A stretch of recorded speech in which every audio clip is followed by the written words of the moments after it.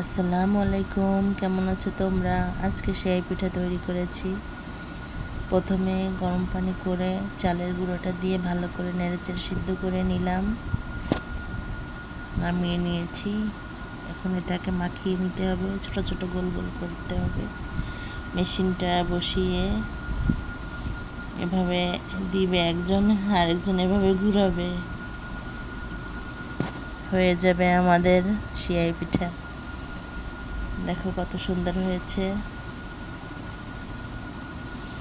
পুনে এভাবে পানি নিচে পাতিলে পানি করে পুনে পিঠা দিয়ে একটা শুকনো কাপড় ভিজিয়ে ওরা চারিপাশ থেকে বন্ধ করে দিলে হয়ে যাবে। কিছুক্ষণের মতন 10-15 মিনিট ভাপ দিলে এটা সিদ্ধ হয়ে যাবে।